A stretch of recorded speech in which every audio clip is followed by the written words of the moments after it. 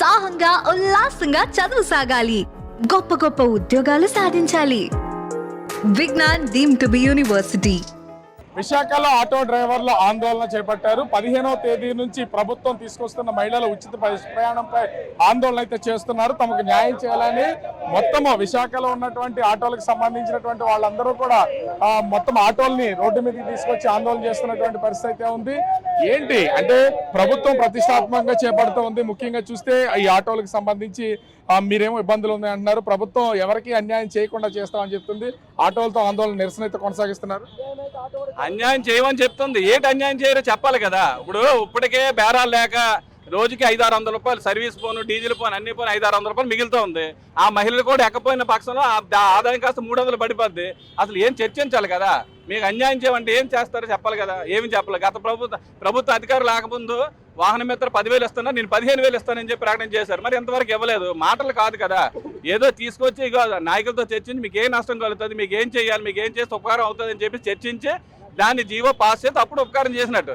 అంతేగాని మాట్లాడతాం చేస్తాం మీకు తప్పకుండా అన్యాయం చేయం మేము రోడ్డు మీద బతకనిస్తాం అని చెప్తే ఎలా అవుతుందని చెప్పి మేము డిమాండ్ చేస్తాం. అంటే ఇప్పటి వరకు రాష్ట్రంలో ఉన్నటువంటి ఏ ఆటో యూనియన్లతో చర్చించలేదా ఈ ఉచిత బస్సుకు సంబంధించి? ఏ యూనియన్లతో కూడా ఇప్పటి వరకు కూడా చర్చించలేదు.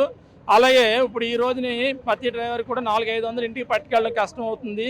ఎక్కేది కూడా ఆటోలు ఎక్కువగా మహిళలు ఎక్కుతారు. ఈ రోజు ఉచిత బస్సులు పెడితే ఈ ఆటో డ్రైవర్లకి బేరాలు అనేవి తగ్గిపోతాయి. అందులో ఇప్పటికే చాలా ఇబ్బందులు. మాకు ఏ గవర్నమెంట్ కూడా ఆదుకోవట్లేదు. ఇప్పుడున్న గవర్నమెంట్ అయితే అసలు ఏం ఆదుకోలేదు. గతంలో జగన్మోహన్ రెడ్డి గారు ప్రభుత్వం ఉన్నప్పుడు వాహన మిత్ర కింద ప్రతి సంవత్సరం 10,000 రూపాయలు అయితే వేసేవారు. ఈయన పాదయాత్రలు చేసినప్పుడు లోకేష్ బాబు గారు, చంద్రబాబు నాయుడు గారు కూడా మేము ఆటో డ్రైవర్లు ఆదుకుంటాము, మేము 15,000 ఇస్తామన్నారు. ఈ రోజుకి 15 రూపాయలు కూడా వాళ్ళు ఇవ్వలేదు. కాబట్టి అది అత్యంత దుర్మార్గమైన పని.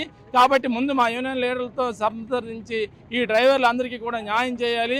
అలాగే డీజిల్ పెట్రోల్ గ్యాస్ అన్నీ కూడా సబ్సిడీ రేట్కి ఇవ్వాలి.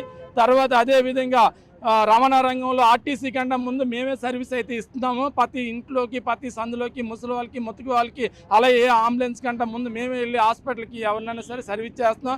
అలాంటి ఆటో డ్రైవర్లని ఈ రోజుని నిర్లక్ష్యం చేస్తుంది ఈ గవర్నమెంట్.